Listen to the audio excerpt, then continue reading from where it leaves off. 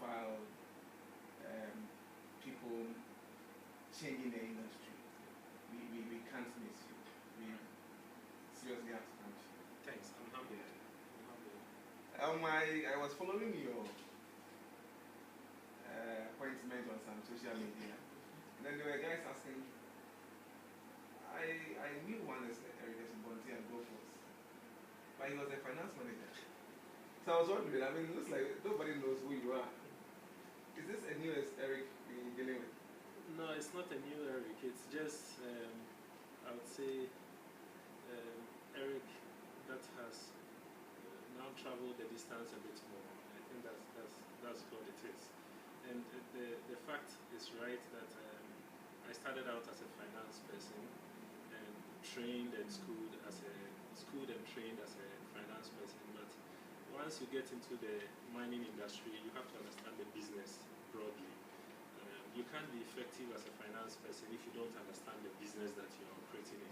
So I've always had an interest in learning about the mining business, and quite frankly, I see myself as a mining professional, irrespective of what people say. I'm a mining professional and I'm hooked to the industry.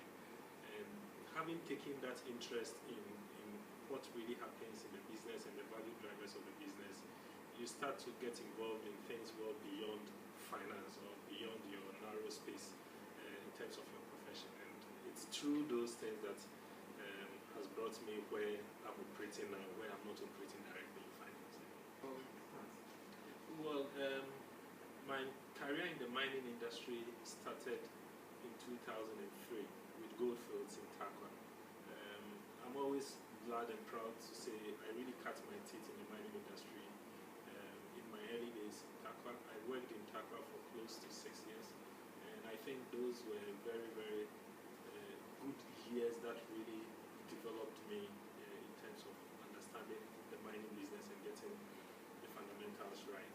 After my schooling at the University of Ghana, where I did accounting as my first degree, I went out, tried to get my professional qualification in ACCA, which I did. I came back to Ghana after that and then started working with Goldfields. Those were days where I was purely into accounting and finance, and it carried on for quite some time. I mean, you know the story from there. But I wasn't at one place. I wasn't doing only one thing. I moved through the organization in different positions, different operations. Had the opportunity to work outside the country, still with Goldfields, and did things beyond finance, including some restructuring work that I was part of in Avenue, to help turn the mine around into one of the best performing mines within the AGA group then. And since then, I've been back in Ghana. I've worked with Anglogold Ashanti, been part of the restructuring efforts in Anglogold Ashanti as well. One thing has led to the other, and I happen not to be in finance anymore, but still in the mining industry. You obviously have achieved a lot of stuff. Do you want to tell us a bit more about your days in Goldfields? My days in Goldfields, like I said, are days I would always be proud of and happy with, because I got the opportunity to learn a lot of things. I got the opportunity to work and develop in different roles. First, different roles within the finance field, and then subsequently moving into different operations and different countries. So it's still within Goldfields that I got my managerial career on track. So I've worked, had teams I've had to supervise, moved through the ranks, had teams I've had to manage departments in different operations, different locations, and in different countries. So for me, those have been very good, and I would always be proud and be grateful for that experience. I mean, some of the experiences I've had in Goldfields are experiences that people might go through their entire career and not have the opportunity to do so. And those are not experiences that necessarily come by sitting at one place and not taking risk or shying away from challenges. They come with challenges, but when you take them, you come out as a better person. A typical one is when I took on or I was given the opportunity to take on a role as the finance and business improvement manager in Australia. So this is a Ghanaian guy you've picked with your fake Ghanaian accent, so to speak, and being put into a managerial role in Australia, where the perception is that the systems and the skill level is far higher than in Ghana. But like I always say, I think we have very good human resource material in Ghana, and in particular in the mining industry in Ghana. The mining people that come out of the mining industry in Ghana can hold their own anywhere in the world, and there are a lot of people out there who are doing that. So that alone encouraged me to be able to settle properly, have the team under control, and able to contribute positively and in a major way in terms of how the mine was being managed and how it was being restructured strategically going forward as well. So I came out of that experience that initially would have been a challenge as a better person. And prior to your recent appointment, you were the operations manager. I was the head of operations for Obuasi. Sorry, very few people know that. What were your major responsibilities? The head of operations role was essentially just like a general manager role for the mine. So my responsibilities covered the entire functions of the mine, which covered the operational areas, taking into account mining, processing, human resources, safety, environment. So it's the whole suite of functions that a typical general manager would have. Granted that we were doing that during a limited operation phase, so we weren't doing active underground mining, but we were still developing our decline, and we were still hauling some tailings material for retreatment or for treatment at the processing plant. Larry, you've been in charge of several business growth strategies, formulating regional strategies as well, and more importantly, managing the finance of capital expensive projects. Sure. What has been your major strengths in this? But these are really huge things. Well, you could say so, but at the end of the day, it just boils down to just getting down and rolling up your sleeve and doing the work. And that's the beauty of the mining industry. I love that about the mining industry. You have to get down and do the work. And so for me, if you get the opportunity or you challenge yourself to understand the business better, that is what it all boils down to. So if you have a big project to manage in terms of the financial side of it, and you don't understand the business, you get stuck along the way. So just understanding the business and the value drivers of the business, and just getting down there and being part of the team that does the work without sitting on your ivory tower and being a manager. You just have to roll up your sleeve and get on with the work. For me, that's very practical and important. The show is the leadership by example. Yeah. And then, I mean, you at this you want to step back a bit. Sure. Look way back when you started. What do you think has been your strengths? Obviously, I mean, I'm a fairly religious person, if I can put it that way. So I think I've been lucky and I've been blessed. So I thank my God for wherever He brought me to.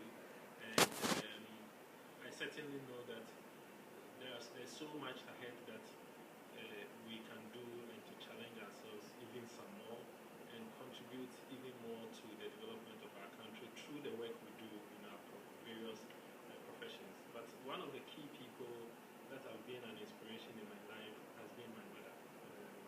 She's not somebody with a lot of experience, or I would say a lot of education. But then, like people say, you don't get wise through education. You probably get a lot of information and understand certain things, but wisdom might not necessarily come from education. So she's one person who has imbibed in us, me and my brothers and my sister, obviously, the can-do spirit. So she's very tough, what people would call tough love, and pushes you to get things done. And just leading us and teaching us by example in the way she goes about things has been a major inspiration to this day. So even as I speak, we still take inspiration those principles behind you, or you have those fundamentals. Everything else is a formality, in the sense that irrespective of how challenging people might think a particular task or a particular situation is, somebody has done it before. And if you don't do it, somebody else will do it. So with that can-do spirit, you just go out there and ensure that you have enough humility to learn from the people who have done it and the people who know. And to also learn from your subordinates who are probably closer to the job and understand it better than you do. So with those principles and having some sense of, a good sense of humility and having the learning attitude to learn and listen, with time, no challenge is unsurmountable. Would you want to share with us some of your major highlights over the period? I have three. I have three, and I might have mentioned it before. And there would be quite a few highlights, but the three that readily comes to mind is one, when I joined Goldfields at first. I mean, I was relatively young in the Ghanaian context. I didn't feel young at that age at all, but in the Ghanaian context and within the Ghanaian culture, I was seen as young because I was being brought in, or was coming into a position where I was going to manage quite a few people, and these are people who were all older than me. Some were far older than me. Some started their career in the mining industry when I wasn't even born. And this was this young guy coming fresh from school to manage these highly experienced people, and this is not as if there's a person who had any prior mining experience or a lot of experience in the industry, any industry for that matter, and coming in straight to manage them. It was something that I'm sure even the recruiters felt slightly uncomfortable with. I remember it vividly because at my interview I was asked, so how are you going to manage all these people who are far older than you and have a lot of industry experience than you? How are you going to do it? And the spirit of that can-do way of doing things, my response, and I truly believed in it, was that leadership is not about age. I mean, if it was about age, we wouldn't be conducting elections and even installing our traditional leaders in the way we do things. It's not about age. I think it's an attitude, and it's how you carry yourself.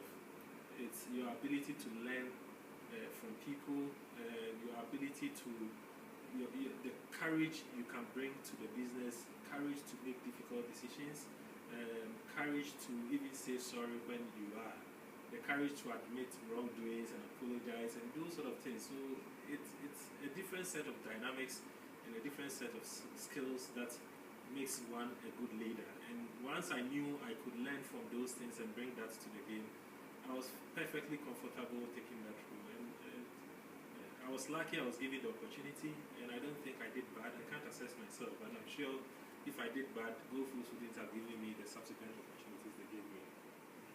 My second one I would want to talk about is something I've alluded to in passing already. That was moving from Ghana, working in Ghana and moving to Australia, the Goldfields mine in Agnew, and then going to manage a team made up entirely of Australians, and you coming from Ghana with your so-called accent and trying to manage the team, and not only doing that, helping to drive a restructuring effort as well. So that was a big one. Apart from the cultural exposure that I got in the managerial field, the fact that I got the chance for the first time to be part of a restructuring effort of a mine like that was something that really exposed me to a lot of things. So that's the key one.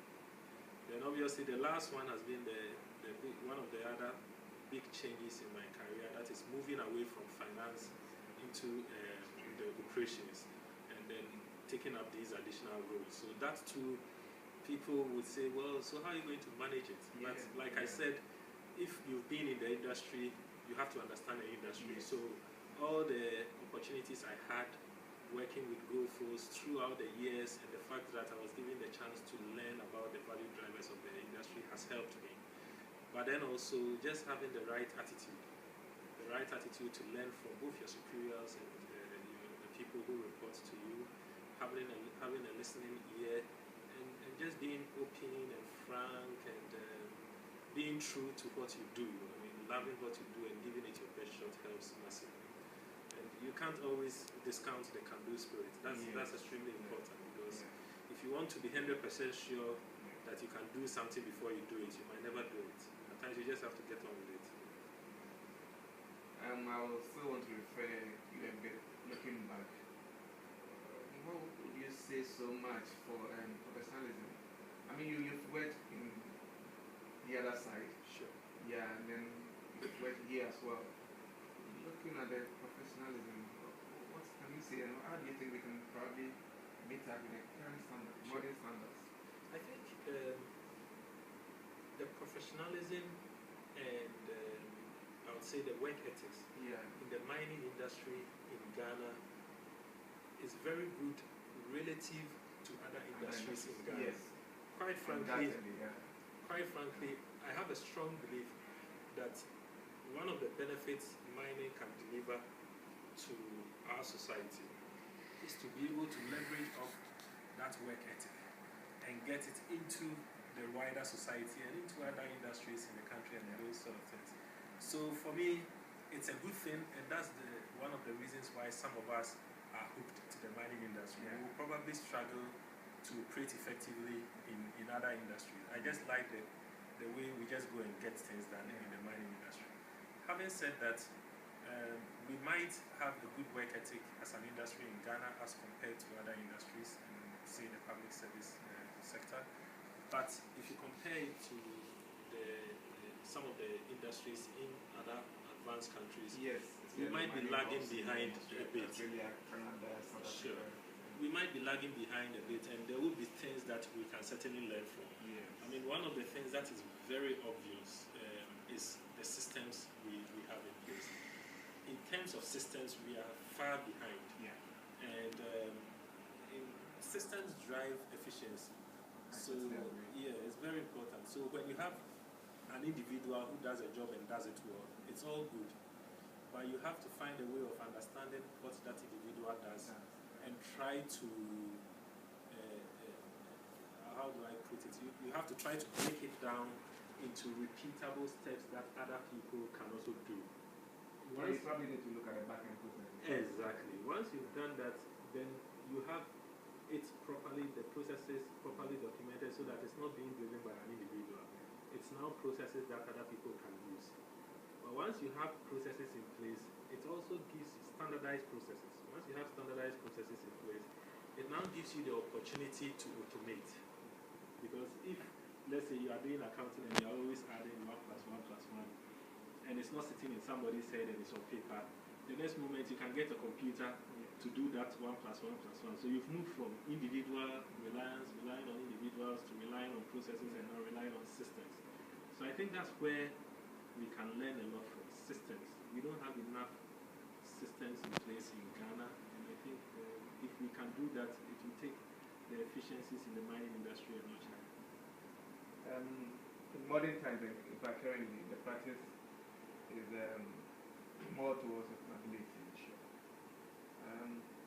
Have you had a look at that? And what do you think we can do towards sustainability in the mining industry? Well, in the mining industry, if we are really going to have a long-term license to operate, social license to operate, I mean, it's there and so on, but it has to be in a way that is sustainable. And it has to be in a way that everybody will get the buy-in of all key stakeholders. The fact that at the moment the Minerals Commission, for instance, drives a situation where mining companies are asked to procure locally to a certain volume or a certain percentage and all those, it's all good. But we would have to go beyond that. It will have to be driven in a way that it's not rule-based, like it's being done now. It has to be in a way that is our own initiative. And the reality is that most of the mining companies have taken that initiative and are making strides and making huge strides in that area. But we have to keep pushing. And in doing that, we don't always have to limit ourselves when we talk about sustainability to things that have to do with, let's say, local content only and so on and so forth. I mean, I spoke about how we could leverage off the work ethics and the work culture in the mining industry into other industries and to the society at large. Those are things we can keep pushing. We also have to be looking at a situation where we have enough of the qualified and skilled Ghanaians working in Ghana and in the mining industry in Ghana. It's the way most jurisdictions operate, but for some reason, most of our well-qualified people who have done very well for themselves in the industry are out there and they are doing very good jobs in other countries and in other companies. It would be good if those people start looking back home, and it might well be a combination of them looking back home and we attracting them back home as well. Exactly. But certainly, one thing that you cannot doubt is the skills level and the competency of the mining professionals that are produced from Ghana. I mean, internationally they are everywhere. So we should start bringing those people back and driving that, because then the knowledge base sits within the country and it's another way of having sustainability. So at least we really need to create the opportunities for ourselves. Sure. We probably need to have a good vision, and we shouldn't forget about teamwork. Oh yeah. We should be willing to accept challenges. There should be no limitations. And therefore there should be humility. Oh yeah, should be, and you should have the can-do spirit. That's what you keep saying. Yeah, you need the can-do spirit, and we need a good dose of confidence, because we have the skills as Ghanaian professionals. We've proven we can do a good job both in Ghana and abroad.